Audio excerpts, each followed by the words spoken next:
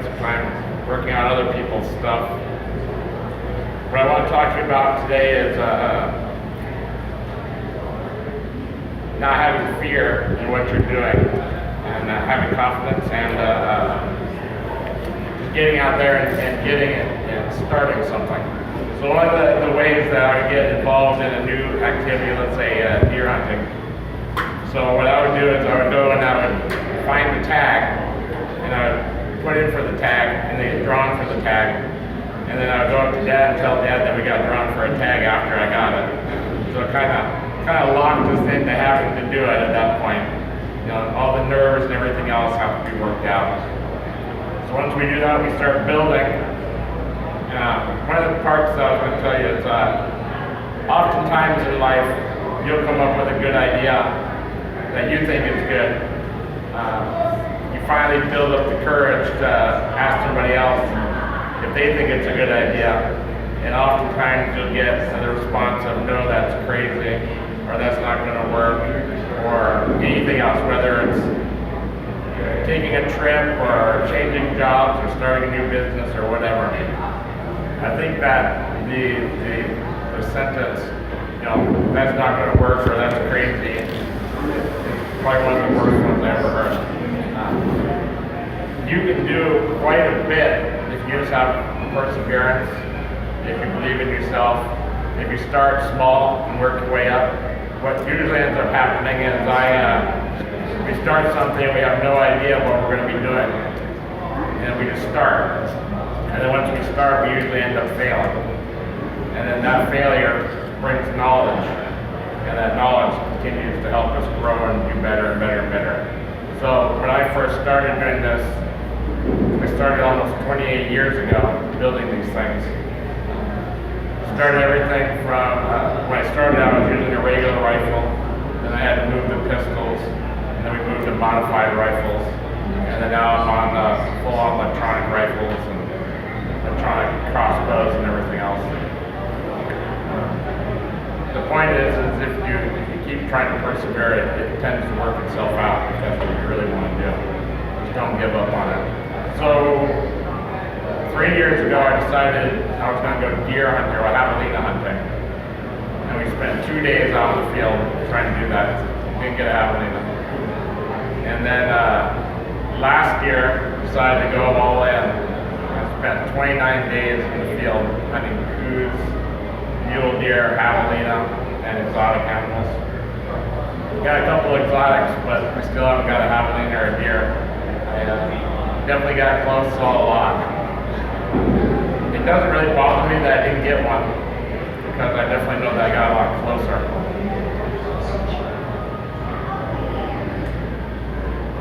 This year we're going to be going out for elk, and that was one of the reasons I built my 338 Lapua.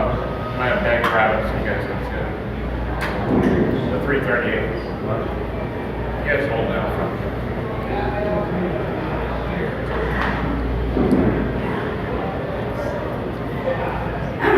Put it out front.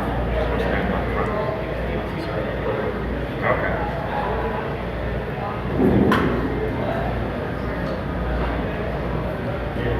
So that 338, last year I was hunting coos down on the Mexico border, and I had a coos deer, a little buck, a little, I think they're called fork buck, come in.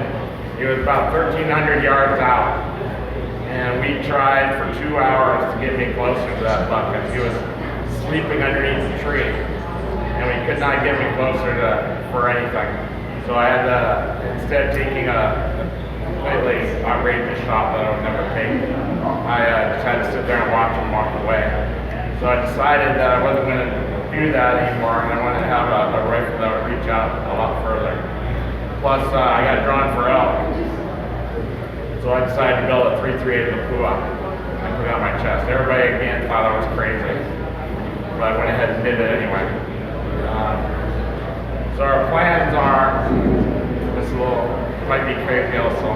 Our plans are is the guide is going to go down in the meadow. They're going to put me up on the side of the hill, and then they're going to call a bull, and I'm going to take a shot of that bull from 500, 800 yards out over the top of the head of the guide. That way I have a lot more ability to move and don't have to worry about scaring the animals.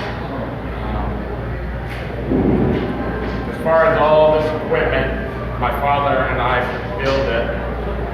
I dream it up, lay in bed at night, and build things. And then I wake up in the morning and tell Dad what I figured out, and he tells me I'm crazy.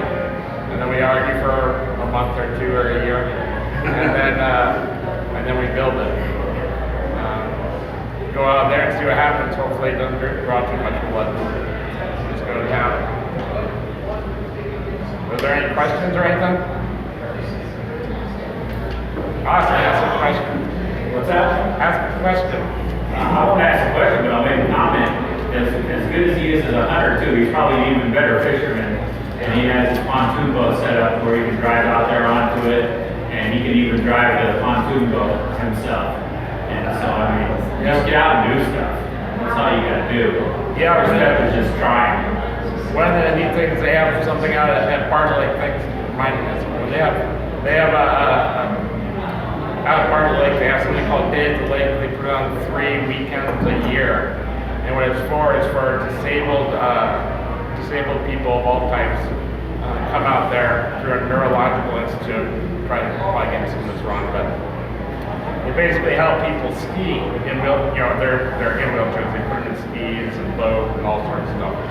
And they did some research afterwards, and they found that the disabled people that they brought out there to go skiing, afterwards they were 90% more likely to do something they've never done before after that.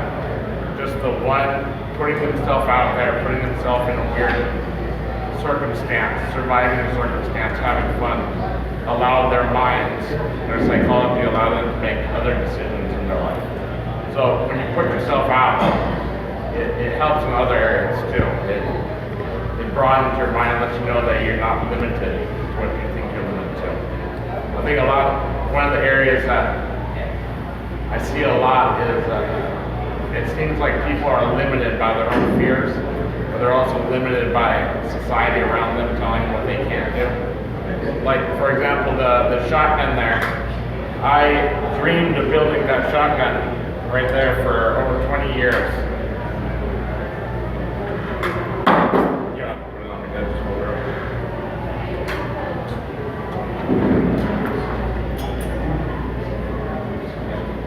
Dreamed of building that shotgun for 20 years.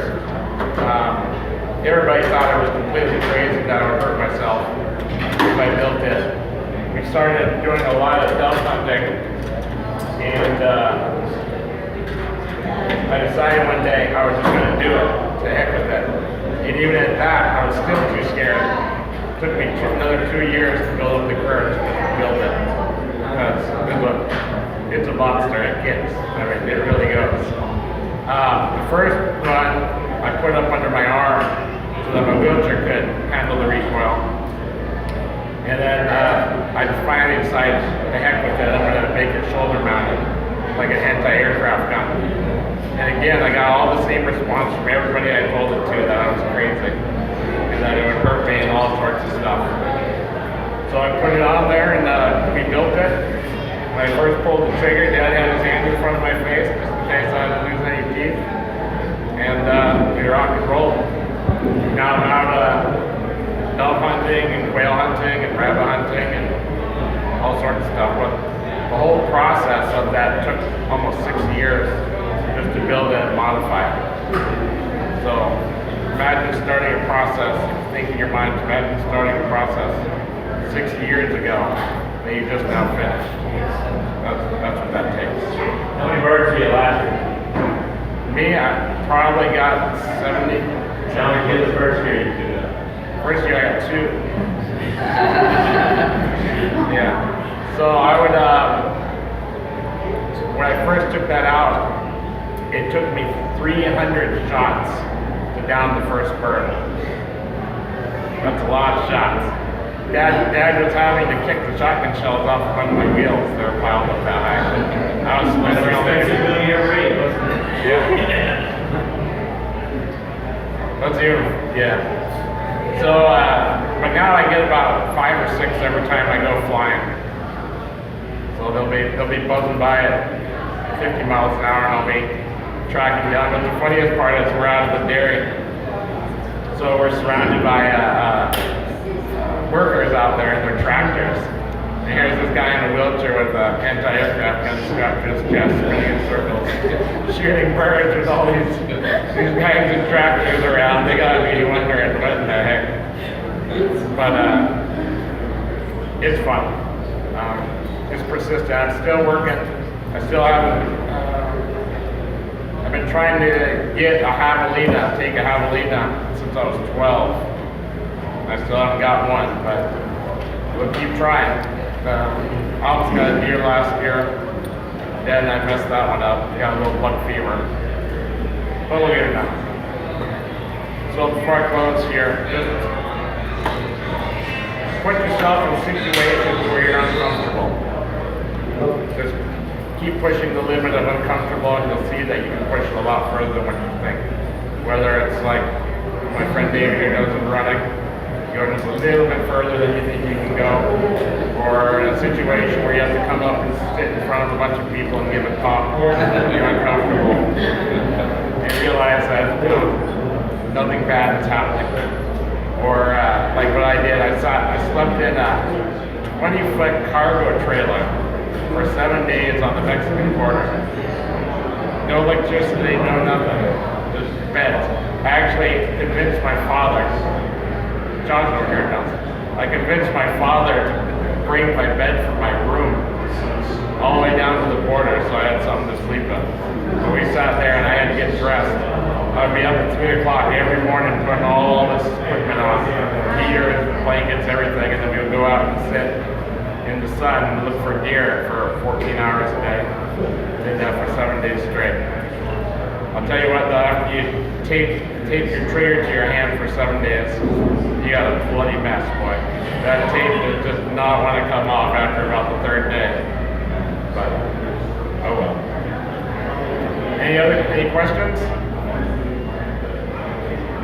Oh, I know I got a good one. For, I was, like Austin went out on the boat with us, and I drive with my finger. So what I did was, it's a remote control trolling motor, and it has electrodes in it.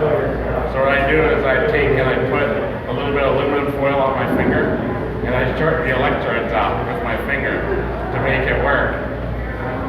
So we're out there driving around, and people see us and they just freak out. They're like, this guy in a wheelchair on the front of a boat, nobody's around, no one's driving it.